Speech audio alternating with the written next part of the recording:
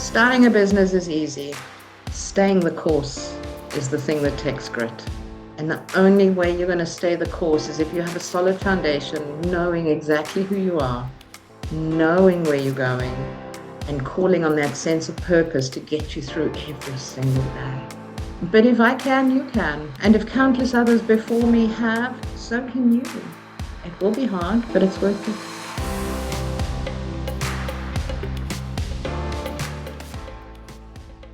Welcome to another edition of Expedition Business, where we talk to inspiring South African entrepreneurs about the highs and lows of their business journey and how on earth they manage to keep the flame of business adventure burning. Of course, facing your day with a smile is sometimes the toughest thing you have to do.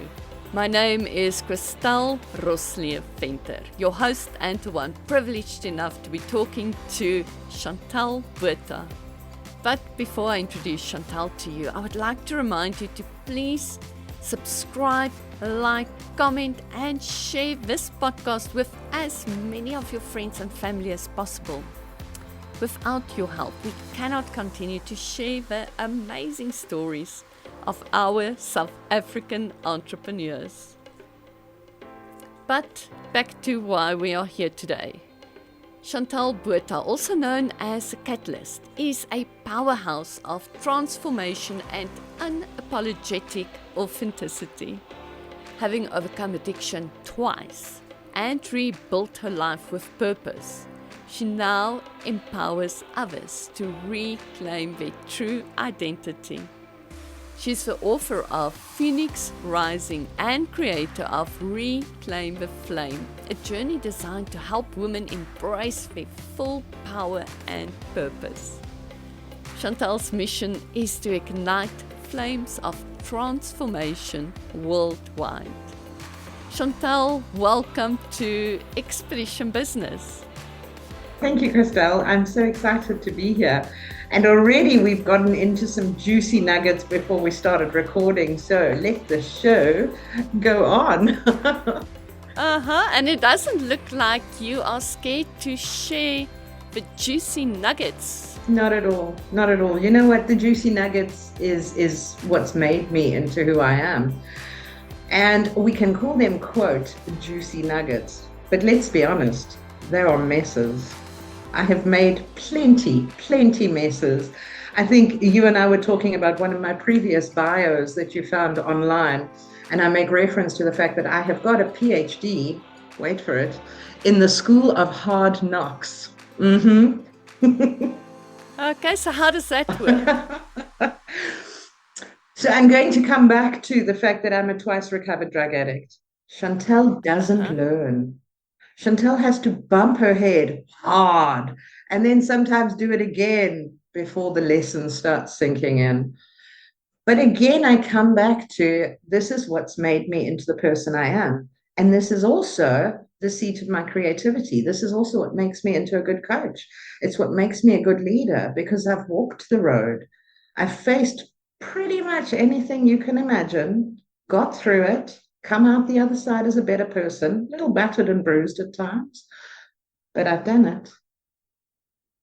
Mm-hmm. And you now have a lot of stories to share and help other people and other entrepreneurs. Absolutely. Okay. Chantelle, just quickly tell us how everything started, because you used to be in corporate before you decided to go on your own. Yes.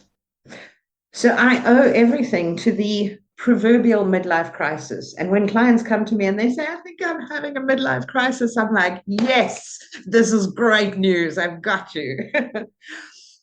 So I had recovered from my second addiction in about my mid-30s. And then towards around the time I turned 40, I started thinking, is this all my life is about? Where am I going? My son was about to finish school. I was about to become footloose and fancy free, glorified empty nest. And I started asking the questions, what do I want for my life? What do I want the rest of my life to be like? I've got the first half passed, but now what's the second half look like? And this process took me some years, but effectively, what I did and what I arrived at is I had spent about 10 years in corporate sales and about 10 years in recruitment. I was really good at sales, but I hated it. Really good at recruitment, but I hated it. So, what I did is I put the best parts of both of those roles together and I positioned myself as a career coach, teaching people how to sell themselves in the job market, which I knew so much about. And that's how I launched my business. I started off as a career coach, created an international reputation in very, very short span of time. And the business really went well for the first sort of 3 years. We'll talk more about that later. But throughout this journey, through leading people on career coaching, the golden thread that always came through was I always said to people, but who are you? And how do we package that and take that to the world? How do we market that who are you-ness? Couple that with my personal journey. I've studied personal development for over 10 years. I've hugely committed to my own personal growth. And with that, who am I? So it made logical sense for me to qualify as a life coach, then as a performance coach. Then I started speaking. So everything kind of built from there. And now I consider myself an authority on identity.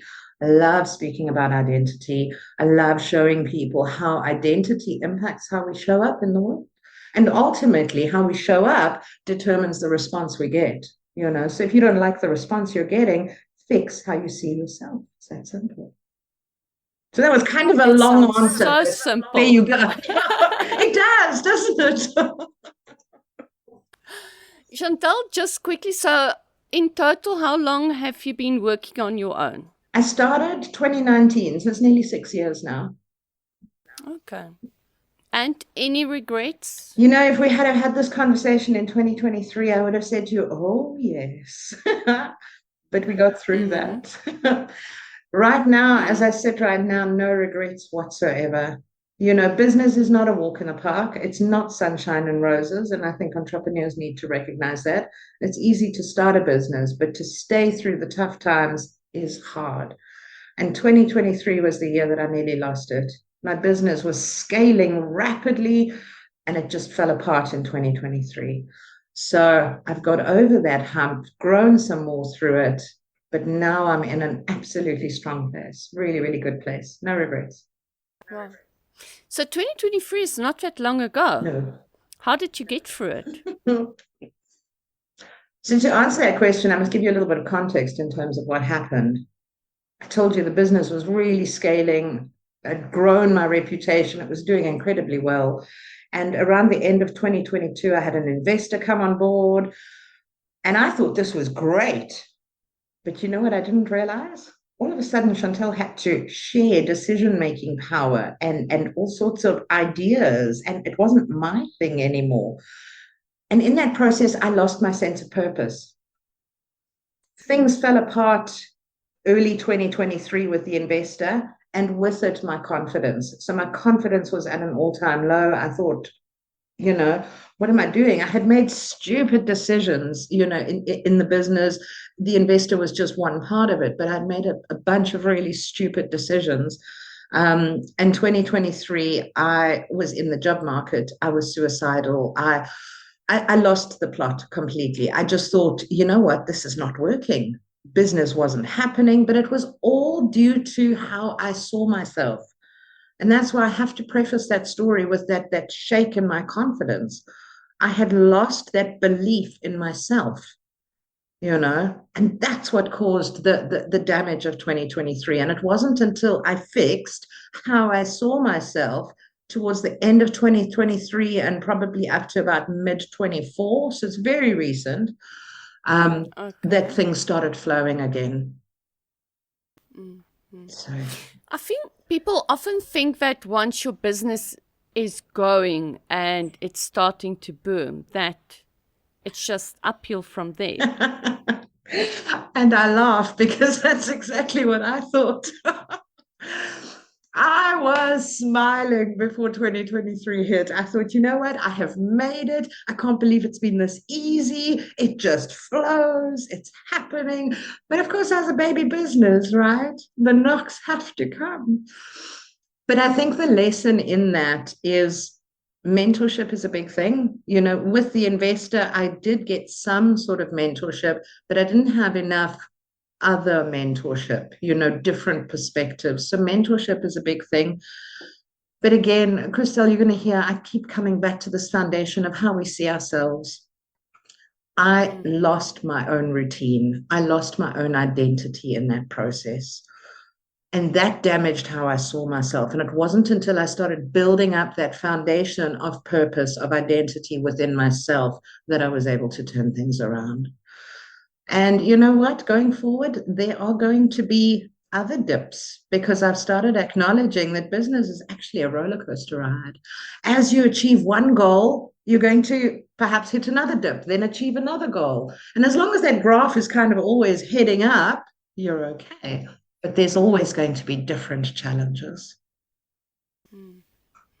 Speaking of challenges, and we spoke about this before we start recording, you used to be a mum, full-time mum. Well, not full-time, but you were a single mum. And all of a sudden you're on your own. Does that have any impact on what you do and how you do it? Absolutely. Absolutely. I think given the work that I do with women today, I see it more and more and more. And I'm almost going to use a confrontational word here, we prostitute ourselves for our children, and we think it's a good thing. How many women haven't I spoken to who've said, I will die for my kids? And my retort is, well, dying is easy, honey. Can you live for your kids? So yes, being a single mom had a huge impact. If I look in sort of Kyle's early life, I became known as a clock watcher when I was in corporate. Why? Because I always screamed in at the last minute because the school didn't open on time, and then there's the traffic. And I always left right on the dot of 4:30 so that the aftercare didn't find me, right? So this resulted in me actually putting Kyle in boarding school. So Kyle boarded weekly. I would drop him off on a Monday morning, fetch him on a Friday afternoon. So being a single mom created a lot of different decisions in our lives that perhaps wouldn't have happened if I wasn't a single mom. And it's not that I regret boarding school. Boarding school was the best thing for Kyle, but it was the best thing for Kyle. It's not necessarily the best thing for every single child of a single mom, and we've got to remember that. But I think people often forget everything that a single mom has to go through and the balls that she has to juggle. Absolutely. At least she doesn't have to sit up with a husband that's not doing his job. This is true. And I must tell you, Carl's father died when Carl was really, really young. Carl's father, or Carl was, I think, 3 when Carl's father passed away. And a lot of people say to me, oh, I'm so sorry when they hear that. And I say to them, no, you know what? Yes, it was hard raising him alone. But you know what? I never had the custody battles. I never had that scenario of my son going to dad for the weekend and coming back and saying, but dad said I can, right? But it was hard, make no mistake. Without the support system of my family, my mom was very involved, my brother was very involved, and I had that support system. I was fortunate to have that. Without that, I don't know how I would have done it. And even so, I messed it up because I became a drug addict at 30 again. Again. Sure. How did that work? So that was, again, I talk a lot about losing purpose, losing identity. I was an addict the first time just before I fell pregnant with Kyle. And that was, that heyday of coming out of school, experimenting, trying everything. And I almost see my first addiction as the fun addiction, because that's what it was. It was party lifestyle. It was all sorts of lights, camera, action sort of scenario. And it wasn't too much of a damaging addiction. It was just a fun addiction. I know that sounds really weird. But then, of course, when I fell pregnant with Kyle, came clean, sorted myself out, started building my career. And for the next 10 years, I was climbing the corporate ladder. Towards the end of my 20s, I had this increasing sense of, I'm about to turn 30. What have I done with my life? Where am I going? Is this it? So that was that quarter life crisis. You start asking the big questions again. And to be honest with you, Christelle, I just didn't feel like I had a sense of purpose. I told you I didn't enjoy sales. I didn't enjoy recruitment. I did my job because it paid a salary to provide a roof over our heads, but I didn't love what I was doing. And of course, being an adrenaline junkie, 30th birthday came and someone presented me with a disco biscuit. And before I knew it, I was a full blown crystal meth addict. Oh, wow. And how do you get over that? So I got over that the hard way. I did it myself. My turning point was Carl was 13 at the time and he found my drugs in my cupboard. And he came to me and he said to me, Mom, what's going on here? What is this? Now, the shame, the humiliation of having your 13-year-old have the drug talk with you as the parent, I think it was probably the worst moment of my life. But it was enough to shock me into acknowledging I've got to come right. I've got to fix this. This is not happening. Of course, being a single mom, not having savings, not having support, I didn't have the luxury of going to a rehab or anything like that. I attended one NA meeting and I decided that I really didn't like this whole groupie concept and I'm going to do it on my own. And I did. It was really hard. I damaged a lot of relationships, obviously in the addiction, but also in the coming clean process because I was a monster. I was an absolute ogre. I chewed everyone's head off. Oh no, it was just nasty. The bottom line is I did it. Wow. Wow. And your advice to anyone going through the same thing, what would that be? The same thing being a loss of purpose, lack of fulfillment. Loss of purpose, but also an addiction? That's a tough question to answer, Christelle, because I've always said from an addiction point of view, and I've known addicts and I've worked with addicts, I've walked with addicts because of what I've come out of. And I firmly believe that every addict needs to reach their own rock bottom. I believe that no addict will turn their life around until their rock bottom has been reached. Now, the first time I was an addict, my rock bottom was falling pregnant. The second time was my teenage son having the talk with me. Friends of mine, an arrest was their rock bottom. So it's different for everyone, but I believe if we look at society and families that are dealing with addiction, so often we try to have these interventions, and in these interventions, we inadvertently enable the addict. And I really believe in the tough love approach. I know it's harsh, but I believe if someone is an addict, and I've walked the road myself, I had so many friends come up to me and say, Chantelle, you're messing up. What are you doing? What's going on? And my response, flip the bird. That was really my response. So no addict is going to listen until they internalize that message. And we've got to stop enabling addicts. Mm-hmm. So, yeah. But if one look at the definition of an addict and someone that needs assistance seriously in whatever shape or size, I suppose it comes in many formats. It's not just with narcotics or alcohol or whatever. There is a lot of forms where people really need help. Absolutely.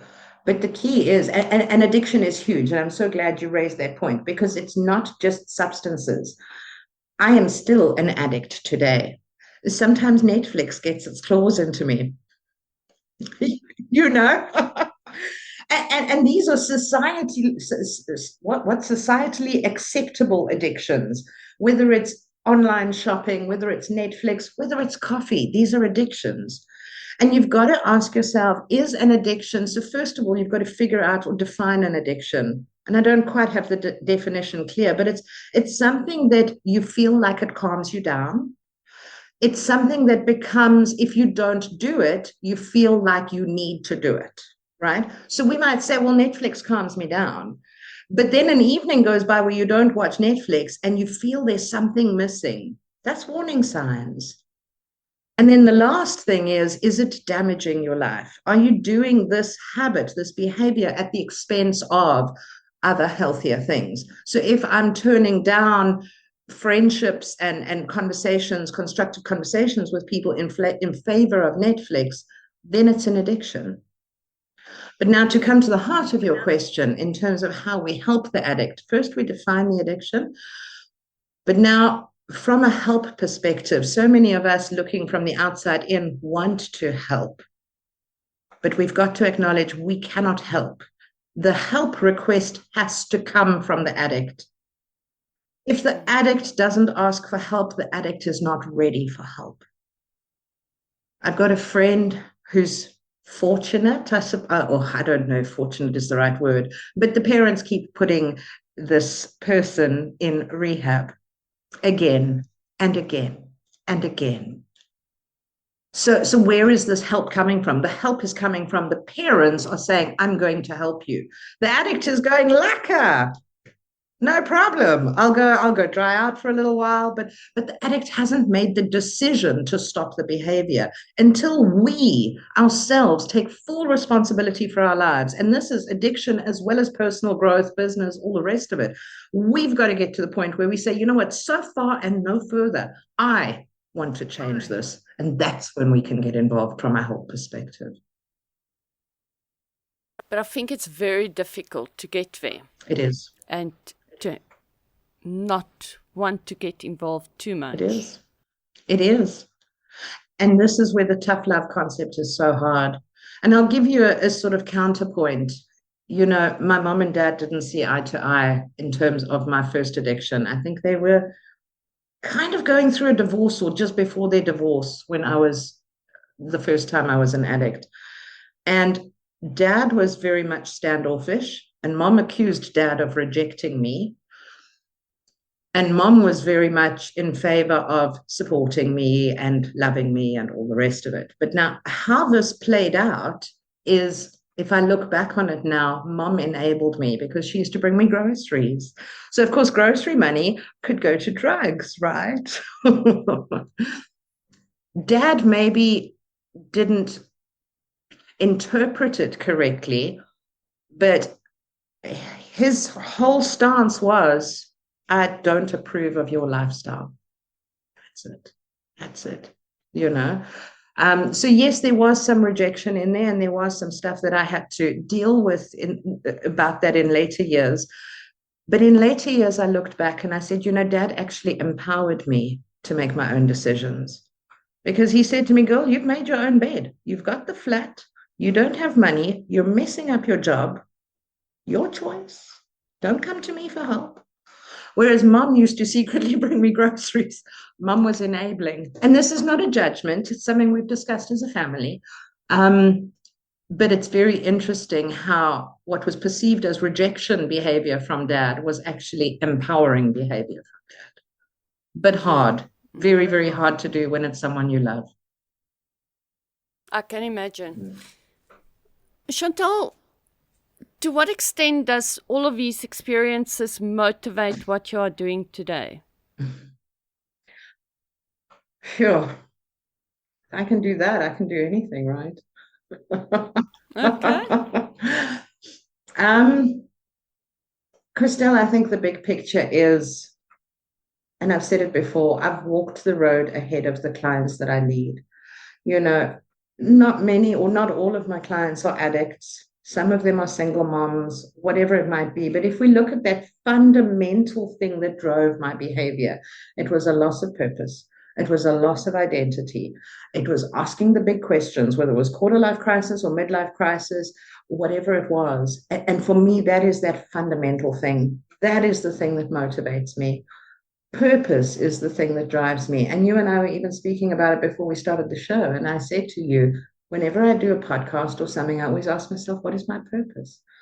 Every day that starts, I ask myself, what is my purpose? What is my objective here today? You know?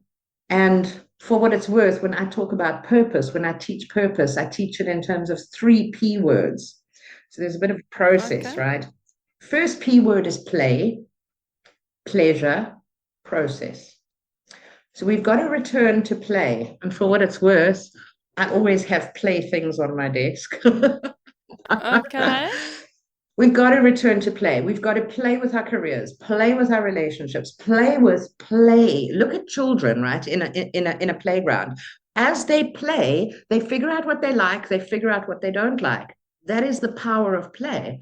They also start understanding who they are. So as we play, we start learning what brings us pleasure in our careers, in our lives. And if we follow the pleasure, if we do the things that excite us, right? Then what happens is the next word comes into play. We get involved, we fall in love with the process. And you know what that's called? That's called flow state.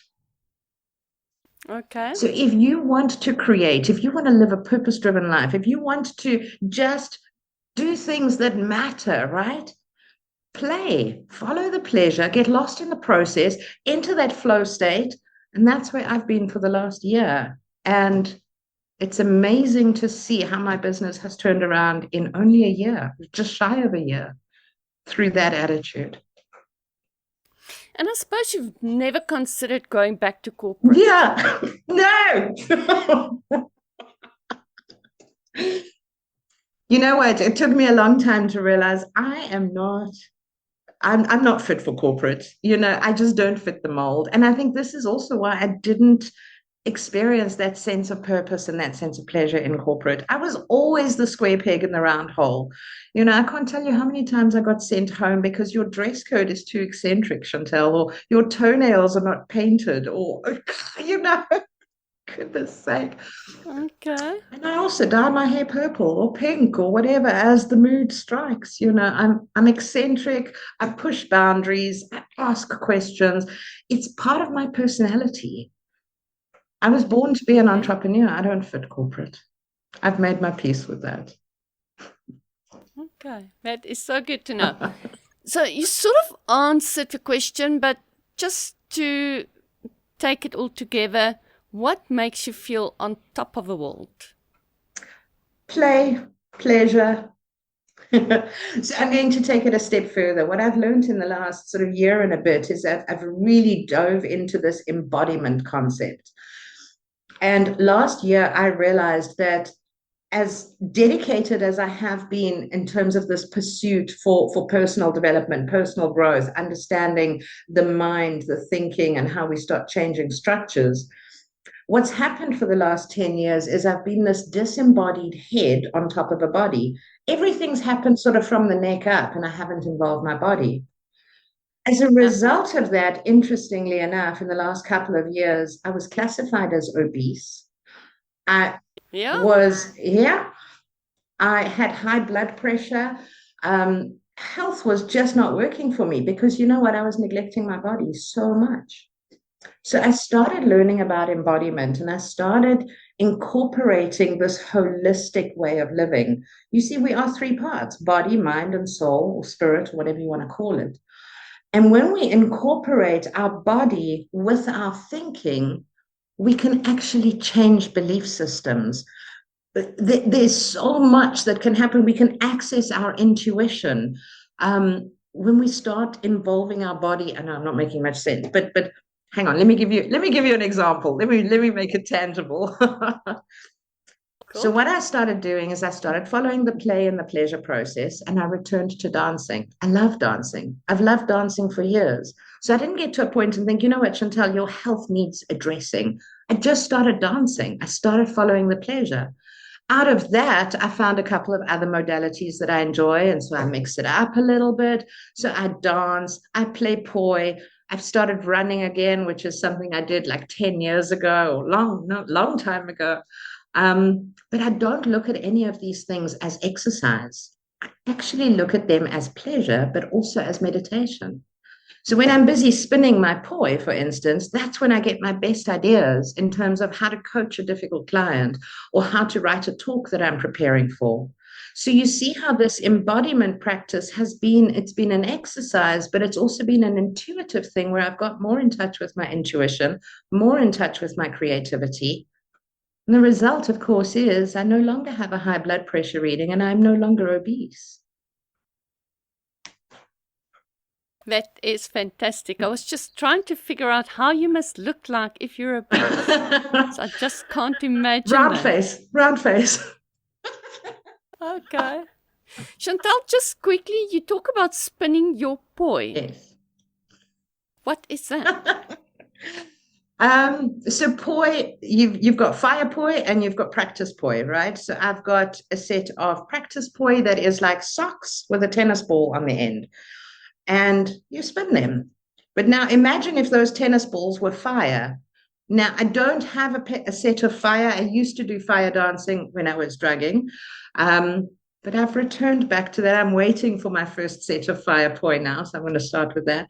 So you spin these balls of fire on the end of strings and you make all sorts of loops, and it's just beautiful, but it's meditative. That's what I love about it. Okay. So it's not exercise, it's more meditation. Of course it's Or do you exercise. get Of exercise? course it's exercise, because I dance while I'm doing it. Okay. Okay. Absolutely. Absolutely. Interesting. And then you mentioned that you do running. Yes. Road running, mountain running. So my knees are not so hot as they used to be. I used to do trail running and I loved the trail running and the whole off-road concept. But you know what? With my knees, I'm just being careful at this point in time. So I do the road running, but I do a lot of hiking. Love getting out into nature, across the mountains here behind me, into winelands and all sorts of beautiful things. I am so jealous. I know, right? I think I need to move down to the Cape. Absolutely. Sure. Yeah, I think when it comes to highs and lows, you've mentioned that a couple of lows, but on a daily basis, do you still find that you go through the ups and downs, or is it just going up all the way from breakfast to dinner? No. And you know, I really believe in being authentic about the fact that we all experience challenges. And I'm so glad that you asked that question, because so many of my audience and my clients always say to me, but Chantelle, you're always upbeat, you're always positive. Do you ever have a bad day? And I say, yeah, all the time, right? You know, just 2 days ago, I had another minor wobble. The difference is, Christelle, I've learned how to recognize I'm having a wobble. I've learned how to stop it in its tracks. And I've learned how to respond to my world as opposed to react to my world.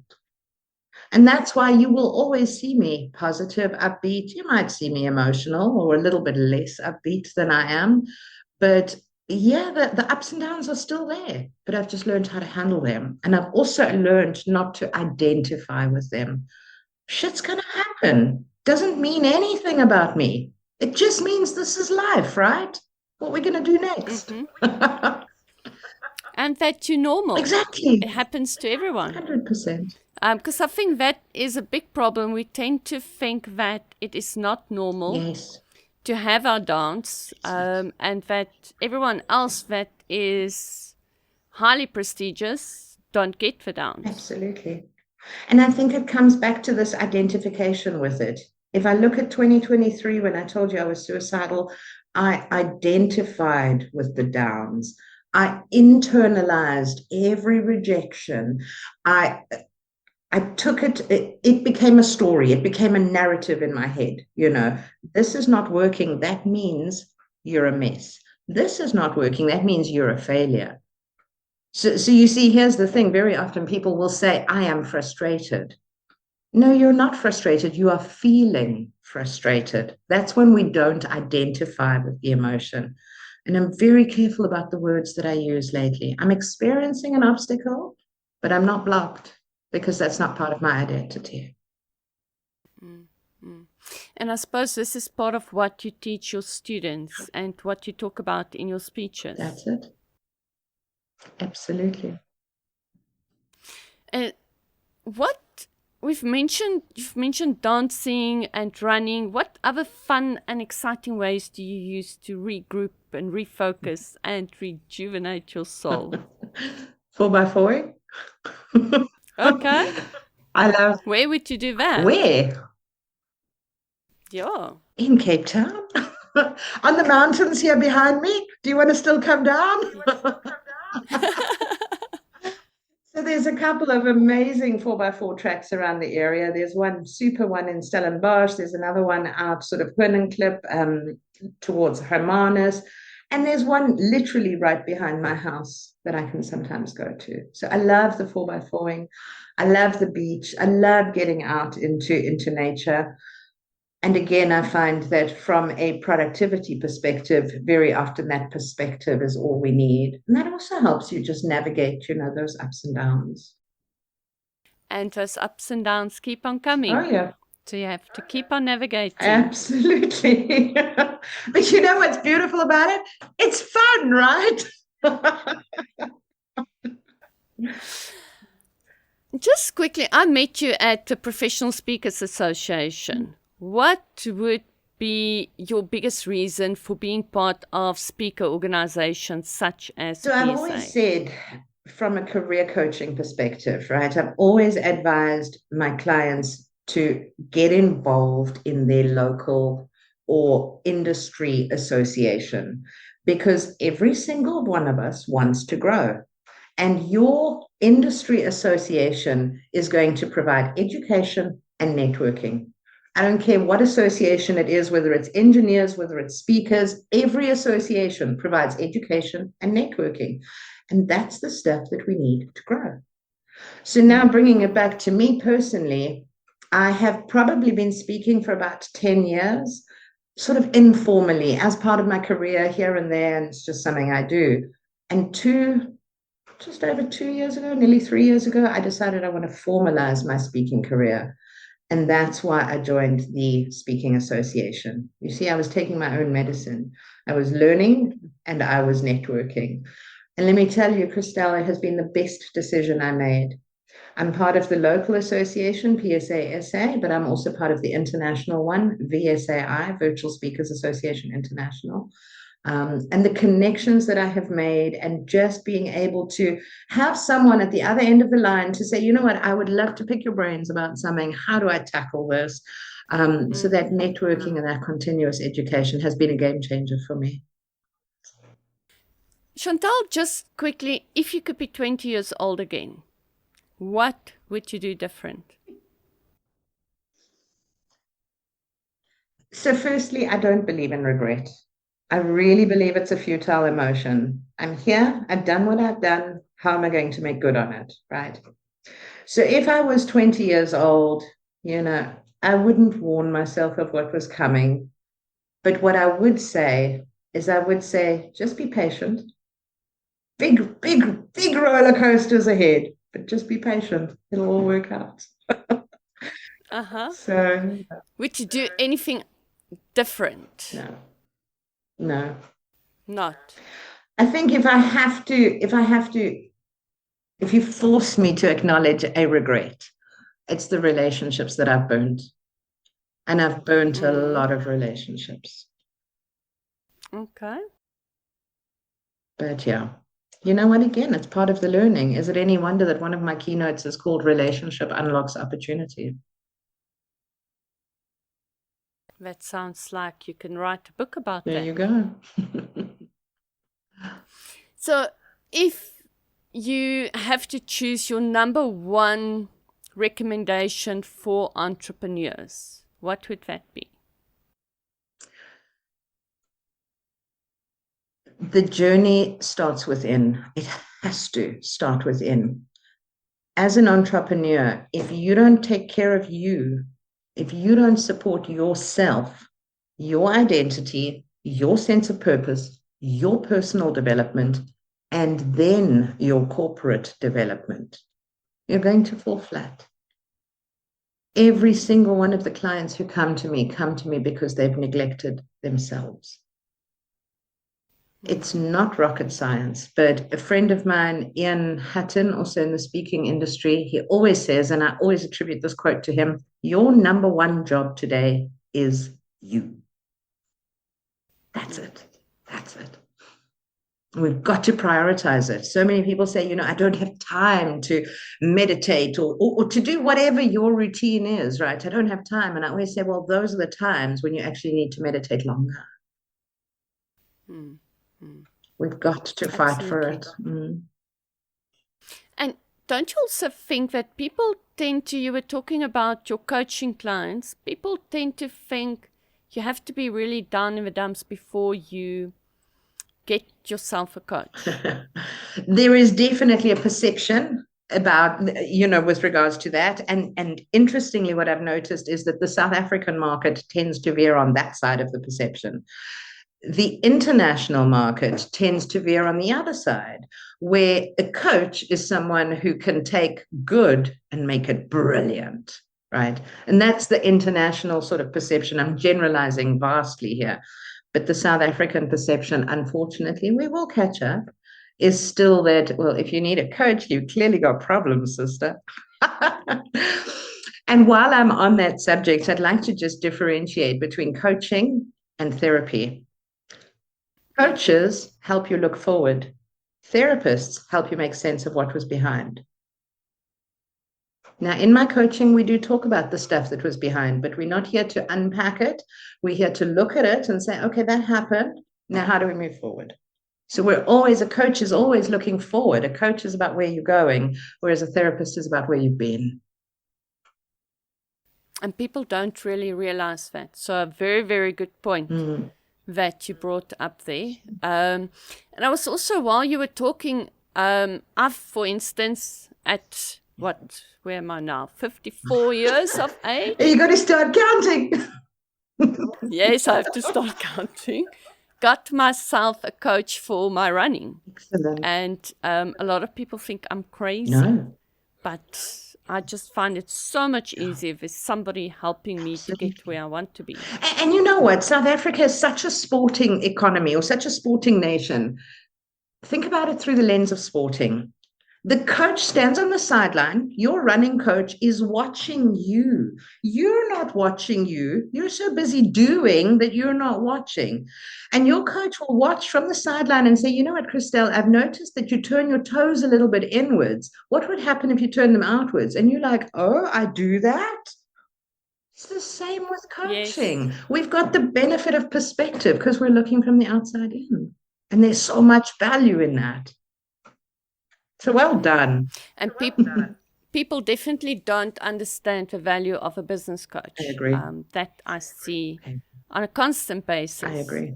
People would get me in as a marketing consultant, but they would think twice to get me in as a business coach. Absolutely. It's so much easier to focus on the how to fix marketing than how to look at the person. Oh, you are so right, because my clients come to me because there's something happening in their world. Oh, I was retrenched. Or, oh, I'm about to go through a divorce. Or, oh, whatever, right? And it's so easy to look at all the external stuff, but it's so hard to say, you know what? I think I need to fix myself. And that's the key every single time. And it's the same with business coaching. As entrepreneurs, until we are committed to fixing ourselves, we won't step into our full potential. It has to be a priority. Absolutely. Absolutely.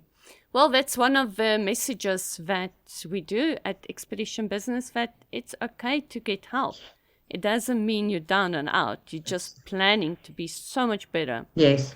And want to get somewhere as opposed to just staying where you are. Absolutely. Absolutely. Chantelle, just quickly, what would be your number one book that you can recommend for our entrepreneurs? I read so many books. Gosh, which one? For some reason, and this is a totally light-hearted book, but for some reason, my heart is just being pulled in that direction. Green Lights by Matthew McConaughey. Okay. Have you read it?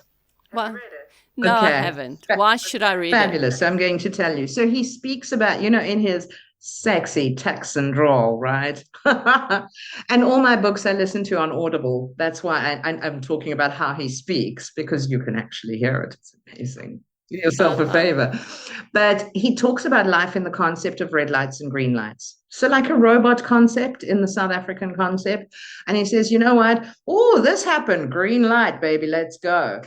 This happened. Red light, Uh-huh. not a problem. So what we've been talking about, red light, okay, so we stop here, take in the sights, take in the sounds. Green light's coming. But he also talks about Uh-huh. celebrating those green lights. And this is such a big principle in my coaching. We've got to learn to celebrate the small wins, the daily wins, to create this physiology of success. And so often we gloss over the little things. Oh, I got a meeting with the client, or oh, I sent the email I've been dreading to send. Celebrate those things. Green light, baby, go. Life is made up of green lights. So it's a light-hearted read. But what I like is it speaks to the soul, absolutely speaks to the soul. It's not written from entrepreneur language and business strategy and all the rest. But you get that soul piece right, everything else follows. Absolutely. Absolutely. Mm.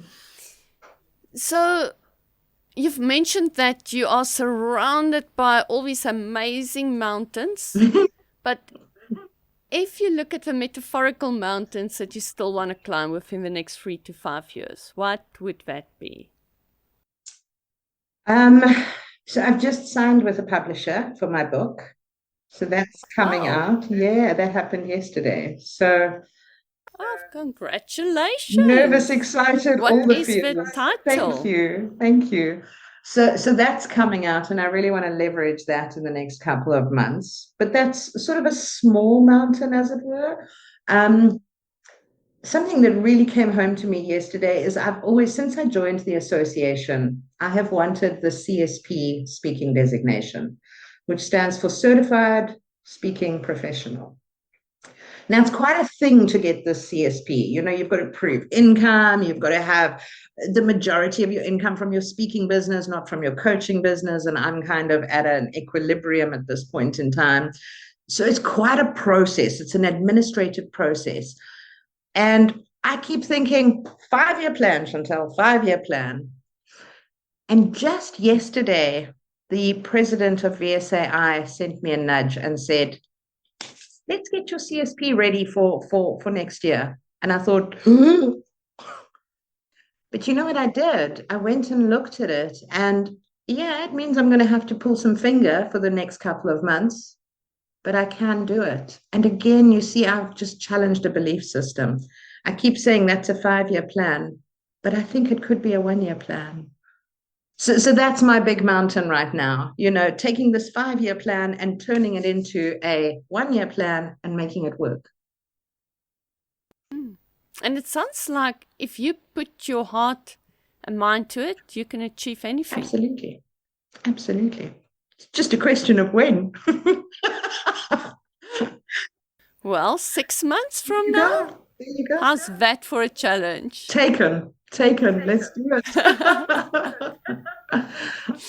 Oh, Chantal, do you have any specific quotes that's very close to your heart? So I think back to the last words that my dad spoke to me. And when I was coming clean from my second addiction, I told you how it burnt through relationships. And my dad was the only person in my family and in my friendship circle that was actually standing by me and supporting me through this process. And I phoned him up one day and I said to him, Dad, why me? I said, everything is just falling apart. I can't. And I was having this massive pity party with him.